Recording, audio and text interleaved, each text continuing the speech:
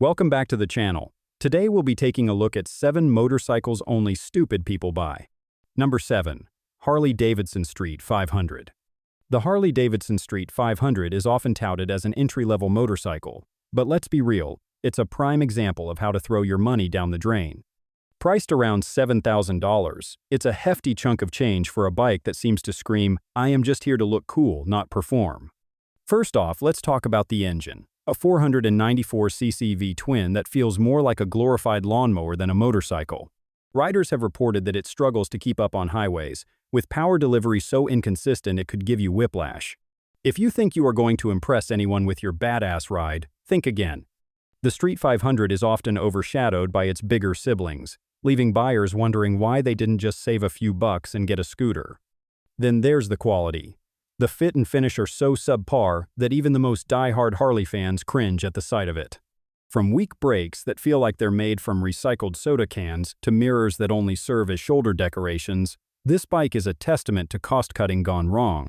It's like Harley decided to slap their logo on a budget bike and call it a day, leaving many questioning if they really want to be associated with such a lackluster product. And let's not forget about the resale value. Buying a Street 500 is akin to purchasing a fancy coffee maker. It might look nice on your countertop, but when it comes time to sell it, you'll be lucky to get half back. In a sea of better options available in the market, those who choose the Street 500 might just be making one of the most regrettable purchases of their lives, unless they really enjoy being the punchline of every motorcycle joke. Number 6. Indian Scout 60. The Indian Scout 60 is a motorcycle that might just make you question the sanity of its buyers.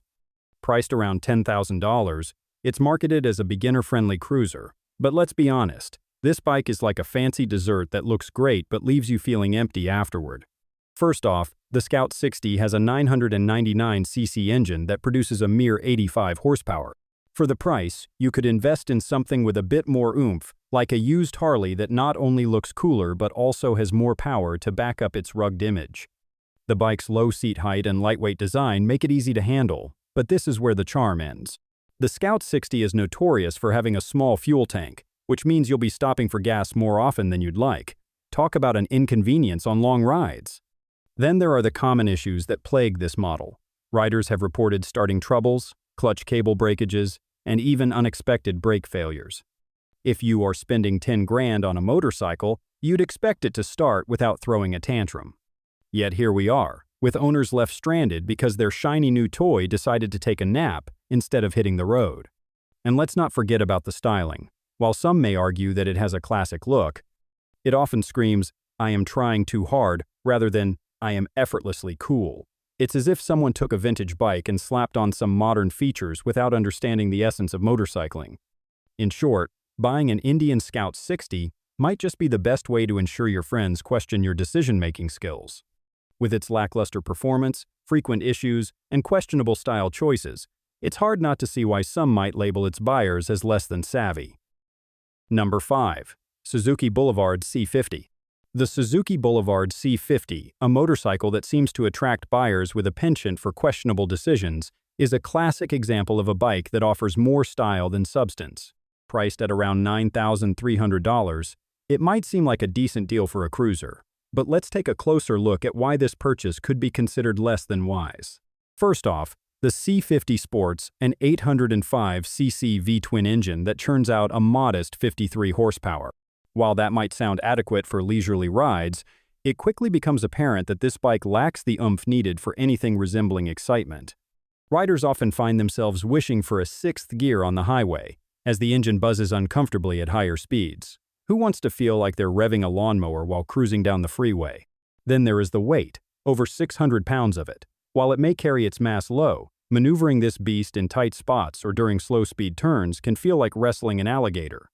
And let's not forget the charming rear drum brake that can lock up unexpectedly, making stopping more of an adventure than one might prefer.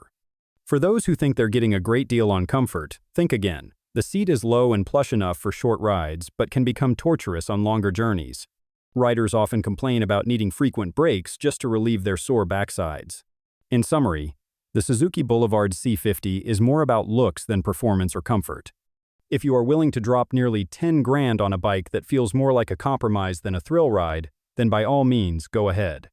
Just know that you might be buying more than just a motorcycle. You are also purchasing a ticket to Regret City. Number 4. Indian FTR 1200. The Indian FTR 1200 is a motorcycle that seems to attract a certain type of buyer, those who may not be thinking clearly about their choices. Priced between $15,000 and $20,000, this bike is marketed as a sporty, flat-track-inspired machine. However, it often feels like the only thing it's truly good at is draining your bank account while leaving you with more headaches than thrills. First off, let's talk about the engine. Sure, it boasts a 1200 3cc V-twin that churns out a respectable 124 horsepower, but the delivery is as temperamental as a cat on a hot tin roof. Riders have reported a jerky throttle response and an awkward fuel delivery system that can make even seasoned bikers feel like they're learning to ride all over again. For nearly $20,000, one would expect a smooth ride, not one that requires constant negotiation with the bike just to keep it from bucking like a Bronco. Then there is the handling.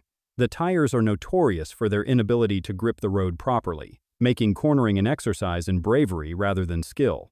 Imagine spending your hard-earned cash on a motorcycle that feels like it's auditioning for a role in a horror movie every time you lean into a turn. And let's not forget about practicality. With an average fuel economy of around 42 miles per gallon, you'll find yourself stopping for gas more often than you'd like, especially considering the tank's odd placement under the seat, which feels more like an afterthought than a well-designed feature. In summary, buying an Indian FTR 1200 might seem appealing at first glance, but once you factor in its quirks and shortcomings, it becomes clear. This is not just a poor investment. It's an outright folly for anyone who values their money. Number 3. BMW R18. The BMW R18 is a motorcycle that seems to be designed for those who enjoy spending money on a hefty price tag while getting very little in return. Starting at around $18,900, this bike is like the fancy restaurant that serves you a single pea on a plate and charges you $50 for the experience. Sure, it has a massive 1802cc boxer engine that churns out 91 horsepower and a whopping 158 Newton-meters of torque. But let's face it, most riders aren't looking for a workout from their motorcycle. At 760 pounds, it's about as nimble as a hippo on roller skates. One of the biggest gripes? The seat is notoriously uncomfortable. You might find yourself regretting that last slice of pizza after just 5 minutes of riding. And if you think you are going to lean into those curves, think again. The foot pegs will hit the ground before you can say, "I should have bought a Harley." The R18's analog-digital combo display lacks even the most basic features, like a fuel gauge, making it feel like riding in the Stone Age. Moreover, the riding modes are cleverly named Rock, Roll, and Rain, but they do little to mask the fact that this bike is more about style than substance. It's like wearing designer shoes that pinch your toes. They look great until you take a step, and let's not forget about maintenance costs that can rival your monthly rent. In short, buying an R18 might be the perfect choice if you want to showcase your ability to throw money away while enjoying an uncomfortable ride. So, if you find yourself eyeing this motorcycle, just remember, sometimes it's better to invest in something that won't leave you questioning your life choices after every ride. Number 2. HarleyDavidson Iron883. The Harley-Davidson Iron883 is often viewed as the entry-level motorcycle for those looking to join the Harley Club without breaking the bank. However, one might wonder if it's truly worth the investment or if it's just a shiny trap for the unsuspecting. Priced around $10,000, it's marketed as affordable, but let's face it, spending that much on a bike that feels more like a glorified lawnmower is questionable at best. First off, let's talk about comfort. The Iron883 boasts a seat height that might make it accessible for some, but the riding position is awkward. With mid-mounted foot controls, your legs splay out unceremoniously, leaving you feeling like a pretzel on wheels. Long rides? Forget about it. The hard suspension and minimal padding mean that after a few hours, your backside will be begging for mercy. Maintenance is another headache. While it's touted as easy to work on, that doesn't mean you won't be shelling out cash for parts and repairs. The absence of ABS in many models is a glaring oversight in safety, especially when you consider that stopping power is crucial on a hefty bike weighing over 550 pounds. Plus, with a fuel capacity of just 3.5 gallons and mileage that hovers around 42 mpg, you'll find yourself at the pump more often than you'd like. In short, the Iron883 attracts buyers with its rugged charm and classic Harley looks, but ultimately leaves them with a sore back and an empty wallet. If you are looking for a bike that combines style with substance, you might want to steer clear of this one unless you enjoy the idea of being a part of the I Bought an Iron883 club, where the initiation fee is your dignity. Number 1. Indian Chief. The Indian Chief, a motorcycle that seems to attract buyers with more enthusiasm than sense, is often seen as a badge of honor for those willing to shell out big bucks for a ride that's more about style than substance. Priced around $23,000, it's hard not to feel a little foolish when you realize you could have bought a used car instead. Sure, it has that classic cruiser look and the allure of the open road, but at what cost? Maintenance is where the Indian Chief really shows its true colors. Owners have reported astronomical service fees, with some dealerships charging nearly $1,000 for routine maintenance. That's right, almost $1,000 to keep your bike running smoothly. For a machine that weighs over 700 pounds and requires frequent checks on its complex systems, it's like paying for a luxury car without the luxury experience. Many riders find themselves stuck between choosing overpriced dealership services or risking their bike's health with less reputable mechanics. Then there is the reliability factor. While the Thunderstroke engine is known for its durability, many owners have faced frustrating issues that lead to frequent repairs. Complaints about poor customer service from Indian dealerships further compound the problem, leaving buyers feeling abandoned after they've handed over their cash.